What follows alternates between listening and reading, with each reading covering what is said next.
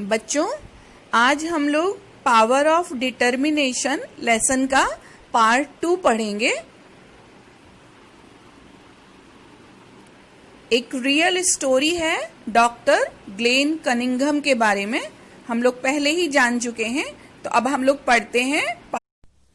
और हमारा आज का संदेश, नन्ही चींटी जब दाना लेकर चलती है, नन्ही चींटी जब दाना लेकर चलती है, चढ़ती दीवारों पर 100-100 बार फिसलती है। चढ़कर गिरना, गिरकर चढ़ना न अखरता है, चढ़कर गिरना, गिरकर चढ़ना न अखरता है।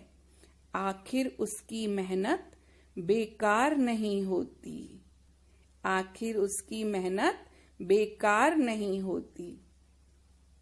कोशिश करने वालों की कभी हार नहीं होती, लहरों से डरकर नौका पार नहीं होती। बच्चों, हमको भी अपनी कोशिश जारी रखना है, चाहे कोई भी परिस्थिति आए, हमें हिम्मत नहीं हारनी है। बच्चों, आज का संदेश सुना? रेडी पढ़ने के लिए? तो ठीक है, let's start the 6th paragraph. Ultimately he was released from the hospital. Ultimately यानी फाइनली, आखिरकार, अंत में। ही वॉज रिलीज्ड, ही किसके लिए आया है? लिटिल बॉय के लिए। उसको रिलीज यानी छोड़ दिया गया, उसको वहां से छुट्टी मिल गई। कहां से? हॉस्पिटल से। यानी अंततः लिटिल बॉय हॉस्पिटल से छूट गया, उसको छुट्टी मिल गई। Every day his mother would massage his little legs. हर दिन उसकी माँ, मसाज यानी मालिश करना, उसके लिटिल लेग्स, छोटे छोटे पैरों पर हर दिन मसाज करती थी। But there was no feeling, लेकिन उनमें कोई फीलिंग नहीं थी। उसकी जो लेग्स थी उनमें कोई जान नहीं थी। नो कंट्रोल, कंट्रोल यानी नियंत्रण। उन पैरों में, उसकी लेग्स में कोई नियंत्रण भी नहीं था। अभी हम लोग ने थोड़ी पहले पढ़ा था कि वो डैंगलिंग यानी बेजान हिलती रहती थी। Yet his determination that he would walk wasn't as strong as ever. लेकिन उसका डिटर्मिनेशन, डिटर्मिनेशन यानी दृढ़ निश्चय, वो बहुत स्ट्रांग था, बहुत मजबूत था। Little boy was weak, little boy तो वीक था, लेकिन उसका डिटर्मिनेशन कैसा था? बहुत स्ट्रांग था। एक बार मैं फिर से पढ़ती हूँ पूरे पैराग्राफ को, आप लोग मेरे साथ में बिल्कुल करेक्ट उसका प्रोनाउंसिएशन के साथ पढ़िए। Ultimately he was released from the hospital. Every day his mother would massage his little legs, but there was no feeling, no control, nothing. Yet his determination that he would walk was as strong as ever. यहां पर देखो एक word आया है from. From का मतलब होता है से, यानी कोई स्टार्टिंग पॉइंट जहां से शुरू होते हैं। और इसका अपोजिट क्या होता है? टू। वैसे तो ये प्रीपोजिशन है, जब हम लोग प्रीपोजिशन पढ़ेंगे तो मैं वहां पर आपको फिर से समझाऊंगी, लेकिन यहां पर हम उसको अपोजिट के तौर पे देख लेते हैं कि फ्रॉम यानी स्टार्टिंग पॉइंट और टू यानी कहां तक, यानी एंड पॉइंट। तो आप लोगों ने ये पैराग्राफ पढ़ा। अब हम लोग फिर से एक स्लाइड देखेंगे जिसमें आगे के पैराग्राफ के जो मीनिंग्स हैं, डिफिकल्ट वर्ड्स हैं, उनको चित्रों के माध्यम से समझेंगे। कुछ वर्ड जो हम लोगों ने कल पढ़े थे उनकी स्लाइड भी मैं ऐड नहीं कर पाई थी, तो वो भी हम लोग देखेंगे। तो चलो हम लोग देखते हैं वो स्लाइड्स, फिर अगला पैराग्राफ पढ़ेंगे। बच्चों, ये स्लाइड कल आप लोग नहीं देख पाए थे। ये स्कूल हाउस है, एनगल्व्ड इन फ्लेम्स यानी आग की लपटों से घिरा हुआ। और ये देखिए, लपटों से घिरी हुई बिल्डिंग से किस तरीके से टीचर्स लिटिल बॉय को ड्रैग यानी घसीट कर बाहर लाने गए हैं। ये व्हील चेयर है जिस पर लिटिल बॉय का जीवन व्हील चेयर पर ही सीमित हो गया था।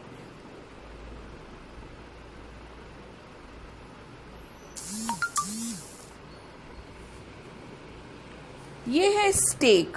ये लकड़ी के छोटे छोटे टुकड़े हैं जिनको कि नीचे से नुकीला करके ग्राउंड में गाड़ दिया जाता है ताकि उसकी फेंसिंग की जा सके वहां पर। और ये है पिकेट फेंस। अभी आप लोगों ने स्टेक देखे थे। स्टेक को 1 बाय 1 लगाकर किसी भी ग्राउंड की फेंसिंग की जाती है। अक्सर हम लोग रेलवे क्रॉसिंग के आसपास, यदि आप लोग को पहले याद हो, तो इस तरह की पिकेट फेंस होती थी। और ये यार्ड है। फेंसिंग के द्वारा स्कूल में या घर में जो कवर्ड कर देते हैं एरिया, उसको कहते हैं yard. YARD। When he wasn't in bed, he was confined to a wheelchair.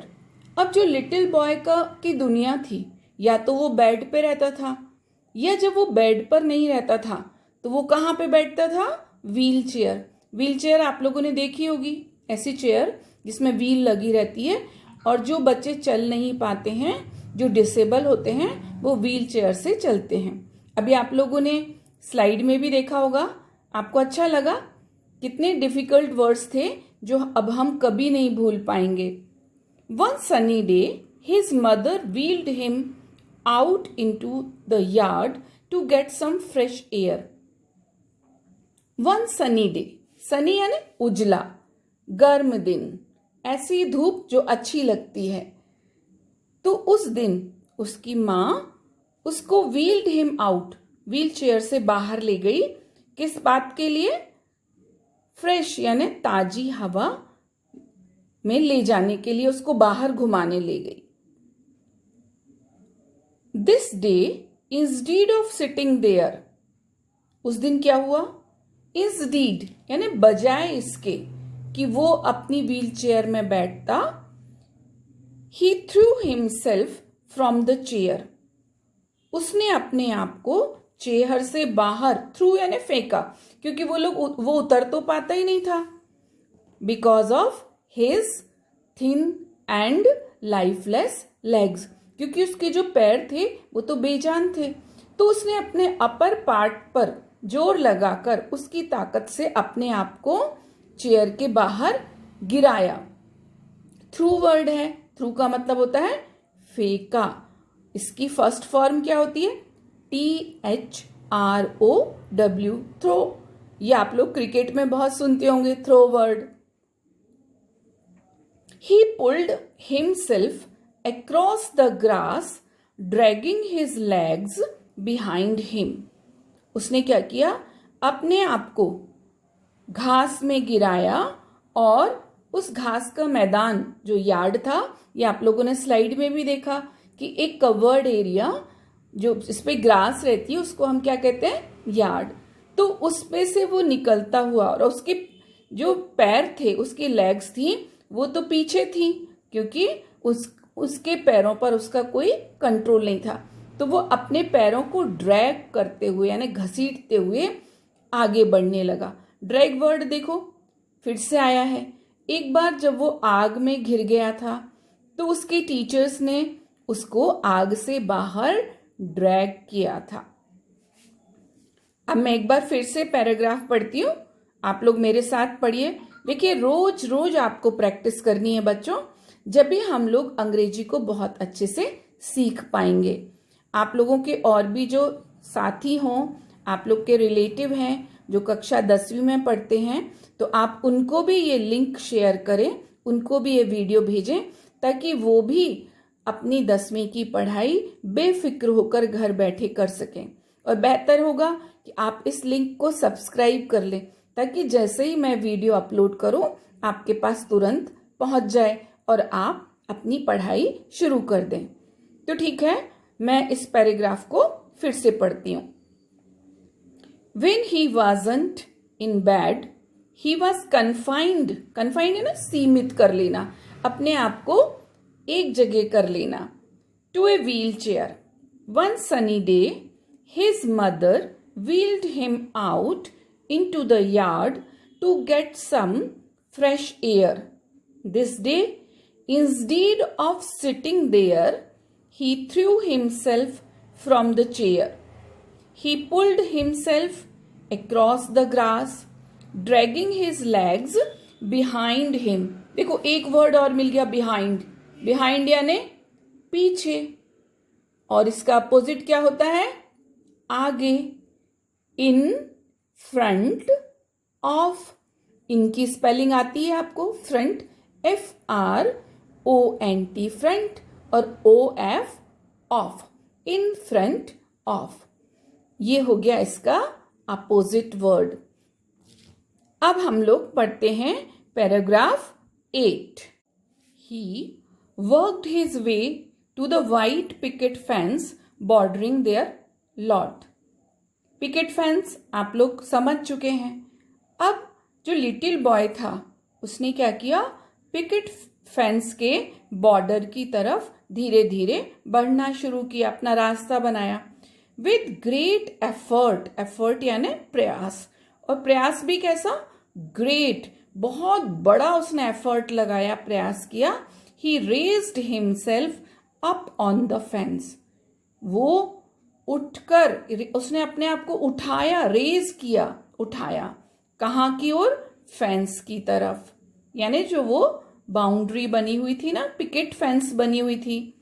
Then stake by stake he began dragging himself. अब उसने क्या किया? Stake by stake. स्टेक का भी चित्र आप लोग देख चुके हैं, जो वो लकड़ी के लंबे लंबे डंडे नीचे से नुकीले ग्राउंड में लगे रहते हैं.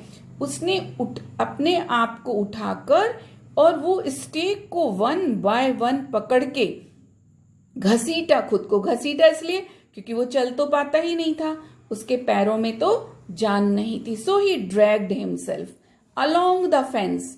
फेंस के बराबर चलते चलते यानी किनारे चलते चलते. रिजॉल्व्ड, रिजॉल्व यानी डिटरमिन किया, उसने ये निश्चय किया दैट ही वुड वॉक, कि अब कुछ भी हो वो तो चलेगा. He started to do this every day. अब तो वो हर दिन ऐसा करने लगा, उसने शुरू कर दिया, स्टार्ट कर दिया ऐसा.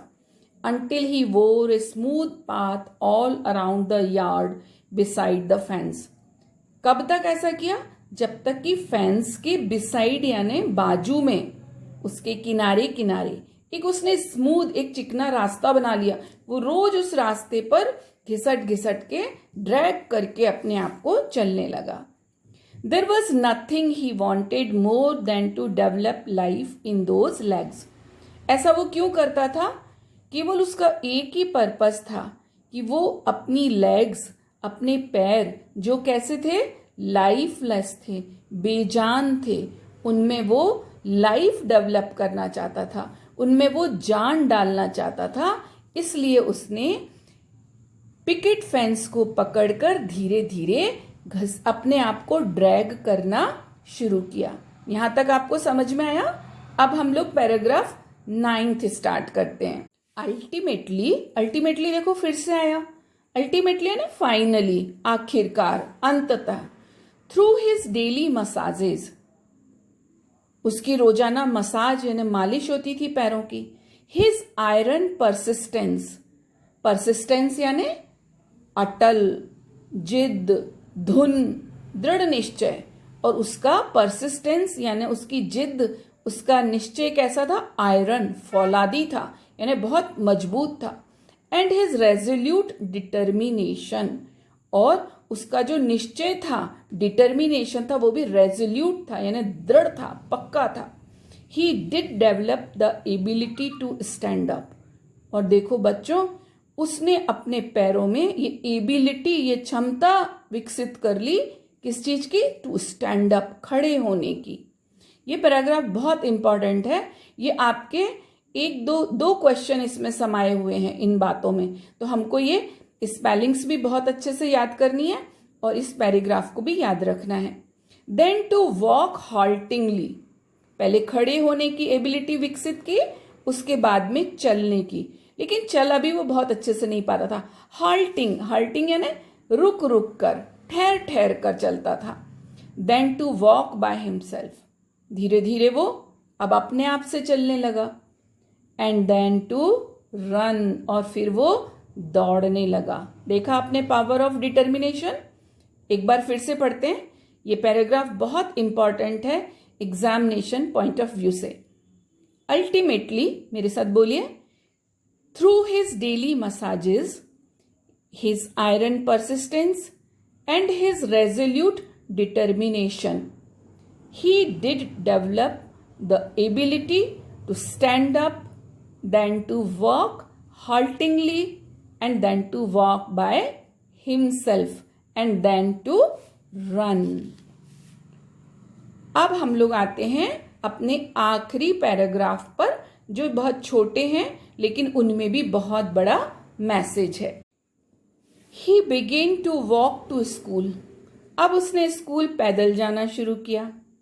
Then to run to school, फिर वो दौड़ कर जाने लगा। To run for the sheer joy of running, और क्योंकि उसकी ख्वाहिश थी दौड़ने की, तो वो दौड़ता क्यों था? खुशी के लिए दौड़ता था, because he wanted to run, वो दौड़ना चाहता था। Later in college he made the track team, और जब वो कॉलेज पहुंचा तो उसने एक ट्रैक टीम भी बना ली। Still later in Madison Square Garden, this young man who was not expected to survive, बाद में इस नौजवान ने, और ये हम लोग सभी जानते हैं कि उसकी उम्मीद, एक्सपेक्ट करना है ना, उम्मीद, आशा करना, सरवाइव यानी जिंदा रहना, ये हम लोग सभी जानते हैं कि वो इतनी बुरी तरीके से जल गया था कि उसके सरवाइव यानी उसके बचने की तो उम्मीद नहीं थी। He would surely never walk, और डॉक्टर्स ने क्या कहा था कि डेफिनेटली ये चल तो सकता ही नहीं है। Who could never hope to run, कभी उसको ये उम्मीद नहीं थी कि वो दौड़ पाएगा। This determined young man, और बच्चों ये व्यक्ति जिसका डिटर्मिनेशन इतना स्ट्रॉन्ग था, जिसका परसिस्टेंस फौलादी था, वो कौन है? हम लोग सब जानते हैं। सबसे पहले हम लोगों ने पढ़ा doctor Glenn Cunningham, run the world fastest mile, जिन्होंने की 1 मील की दूरी दौड़कर उसका वर्ल्ड रिकॉर्ड बनाया था, ऐसे थे डॉक्टर ग्लेन कनिंघम। एक बार फिर से मैं लास्ट पैराग्राफ पढ़ती हूँ, आप मेरे साथ पढ़िए। Still later in Madison Square Garden, this young man who was not expected to survive, who would surely never walk, who could never hope to run, this determined young man, Dr. Glenn Cunningham, ran the world's fastest mile. थोड़ा मैं अब जल्दी पढ़ती हूँ इसलिए क्योंकि काफ़ी सारे वर्ड्स आप सीख चुके हैं और यही वर्ड्स बार बार रिपीट हो रहे हैं, इसलिए आपको भी कॉन्फिडेंस से उनको जल्दी पढ़ने की प्रैक्टिस करना है। अब बच्चों हम लोग देखते हैं इसके प्रश्नोत्तर। बच्चों अब हम लोग बी टाइप के क्वेश्चंस के आंसर पढ़ेंगे, समझेंगे। ए टाइप के तो हम लोग पार्ट 1 में समझ चुके हैं। ये जो बी टाइप के आंसर्स हैं, इनके ये आंसर थोड़े बड़े होते हैं और ये आपको डायरेक्ट आंसर आपकी बुक में नहीं मिलेंगे, इनको आपको समझ के लिखना पड़ेगा। आपकी सहूलियत के लिए मैंने इनकी स्लाइड बनाई है, तो वहाँ पर आप वीडियो को पॉज करके और आंसर लिख लें या हम समझ लेते हैं। What was the effect of the doctor's word on the terribly burnt boy? जो terribly burnt, terrible है ना बहुत बुरी तरीके से, burnt तो बार बार आ रहा है, जो लड़का जल गया था, तो डॉक्टर के शब्दों का उस पर क्या असर हुआ? तो उसने 2 बार डॉक्टर के वर्ड्स को सुना। एक बार डॉक्टर ने कहा कि वो सरवाइव नहीं कर पाएगा और उसने ये डिटरमिन किया कि नहीं, वो सरवाइव करेगा, वो बचकर दिखाएगा। और दूसरी बार डॉक्टर्स ने क्या बोला उसकी मदर से कि ये एक क्रिपल की लाइफ लीड करेगा, एक विकलांग की तरह जीवन में भर रहेगा। और तब इस लिटिल बॉय ने क्या डिटरमिन किया कि ही would not be a cripple, वो एक विकलांग की तरह नहीं रहेगा। आप पैराग्राफ नंबर 4 और 5 में इस तरह का आंसर ढूंढ सकते हैं। How did the mother help the boy to overcome his disability. अब देखो वो लिटिल बॉय तो ब्रेव था ही, उसकी मदर भी बहुत ब्रेव थी, तो उन्होंने उस लड़के की डिसेबिलिटी यानी जो उसकी विकलांगता को ओवरकम, उससे बाहर निकलना, जीतने में कैसे सहयोग किया। तो उन्होंने क्या किया कि एक तो वो उसकी डेली मसाज करती थी, इसके बाद में वो उसको बाहर गार्डन में ले जाती थी घुमाने और उसको एनकरेज करती थी।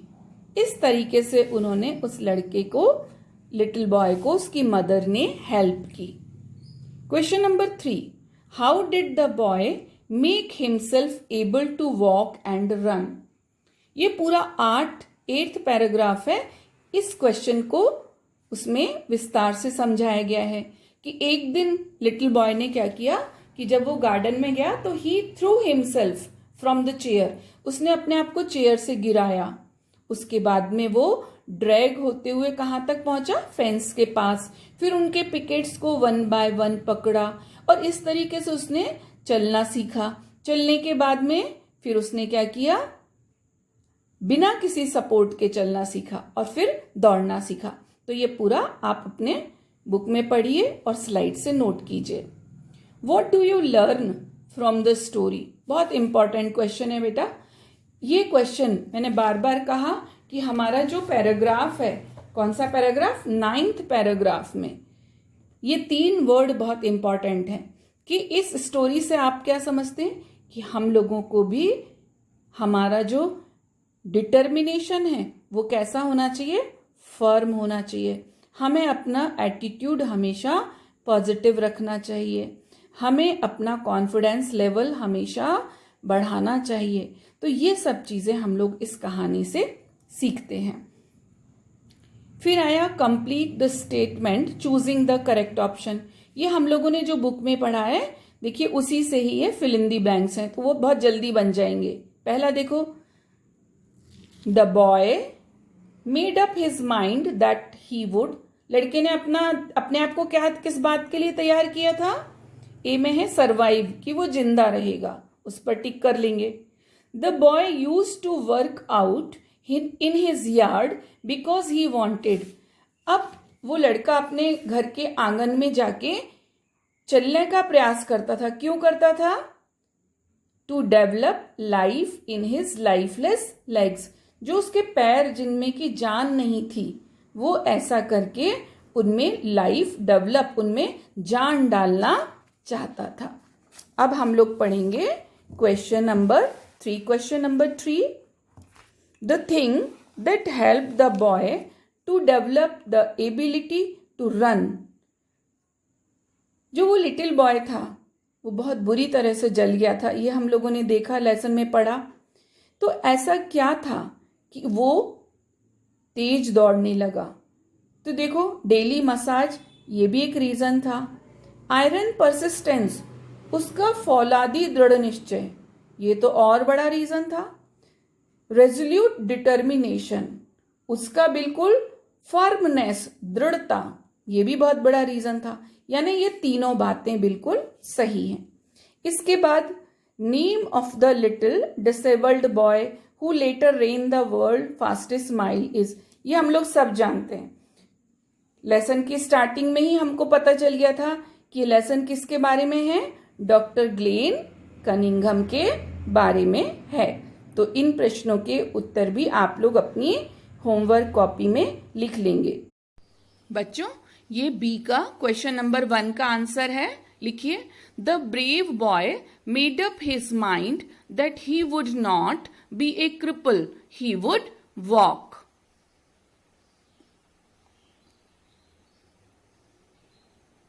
अब क्वेश्चन नंबर 2 का answer, the mother help the boy to overcome his disability by massaging his little legs regularly.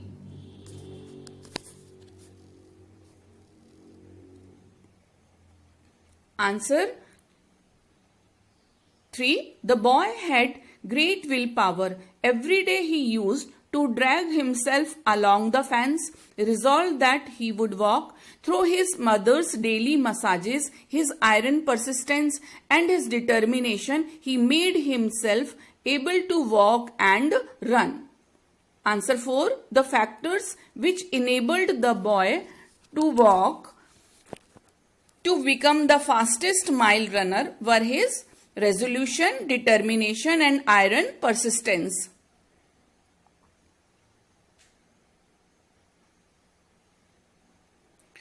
Answer 5. We learn that through firm determination, we can face any kind of troubles and conquer them.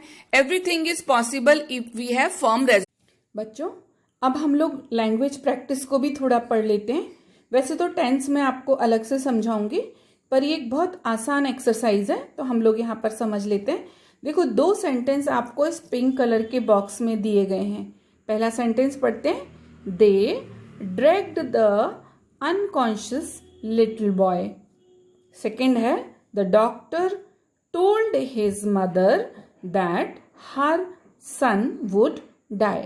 अब क्या कह रहे हैं ये कि जो verb dragged है और टोल्ड है, ये ऊपर के दोनों सेंटेंस में ये कौन से टेंस की वर्ब है? सिंपल पास्ट टेंस की वर्ब है. और जब हम इसको प्रेजेंट में देखेंगे तो ये वर्ब कौन सी होगी? ड्रैग होगी. और टोल्ड का क्या हो जाएगा? टेल हो जाएगा. अब आपको वो कह रहे हैं कि इसी तरीके से जो ये वर्ब बी होता है, इसकी पास्ट फॉर्म होती है वॉज या वर, और हैव की पास्ट फॉर्म होती है हैड. अब हम लोगों को वॉज, वर, हैड यही पास्ट फॉर्म नीचे दिए गए सेंटेंसेस में भरना है. तो हमको ये ध्यान रखना है, ये हम लोगों को एक हिंट है इसमें. देखिए, पहला sentence it was dark. Was हमको बता रहा है कि ये पास्ट टेंस का है सेंटेंस, तो हम यहां पर क्या करेंगे? टेक की भी सेकेंड फॉर्म रखेंगे. I took a torch with me. Take का क्या हो जाएगा? लिख लीजिए, TOOK टुक. इसी तरीके से सेकेंड सेंटेंस देखें. Mohan was very tired. ये वॉज बता रहा है, ये तो सिंपल पास्ट है. सो ही, अब यहां गो का क्या हो जाएगा? वेंट हो जाएगा. अब आया तीसरा sentence. When the little boy woke up. वोक वेक की सेकेंड फॉर्म है, तो हम क्या करेंगे? यहां पर आपको 2 वर्ब दिए, एक हियर और एक विल. तो फर्स्ट वर्ब को फर्स्ट ब्लैंक में भरेंगे, तो क्या हो जाएगा इसकी past form? Heard. HEARD, heard. और सेकेंड में क्या हो जाएगा? विल का वुड हो जाएगा. WOULD, would. Fourth, they listened to the joke. Listen में ED लगा है. फिर हमको हिंट आ गया, हिंट मिल गया कि ये तो सिंपल पास्ट है, तो हम यहाँ पर बिगिन का सेकेंड फॉर्म क्या कर देंगे? बिगेन. BEGAN. अब देखते हैं हम लोग आखिरी. The boy was very hungry, so he have का पास्ट फॉर्म क्या बताया हमको? हैड. तो हम यहां पर क्या लिख देंगे? हैड. इस तरीके से ये हमारी वर्ब की करेक्ट फॉर्म की जो एक्सरसाइज है वो भी पूरी हो जाएगी. बच्चों, इस लेसन में एक और एक्सरसाइज दी है जो कि मुझे बहुत पसंद है. हालांकि आपके एग्जामिनेशन पॉइंट ऑफ व्यू से वो इम्पोर्टेंट नहीं है, लेकिन देखो थिंग्स टू डू में find out any other inspiring story and right it in your project file. You can look for such stories in newspaper, magazine और story book. आए दिन अपने अखबारों में बहुत अच्छी अच्छी इंस्पिरेशनल स्टोरीज आती हैं, तो आप न्यूज़पेपर से उनको काटें, उनके बारे में लिखें और अपनी प्रोजेक्ट फाइल बनाएं. इससे क्या होगा? हम ऐसी कहानियों को कलेक्ट करेंगे, हमको भी प्रेरणा मिलेगी, हमारा भी कॉन्फिडेंस बढ़ेगा, और जो हमारी अप्रोच है, हमारा नज़रिया है, वो भी पॉजिटिव होगा. तो आपका ये सेकंड लेसन कंप्लीट हुआ. आप इसके क्वेश्चन आंसर याद करें. लेसन के बीच में जो आपको वर्ड मीनिंग दिए गए हैं, अपोजिट दिए गए हैं, उनको भी अपनी कॉपी में लिखें और याद करें. Thank you.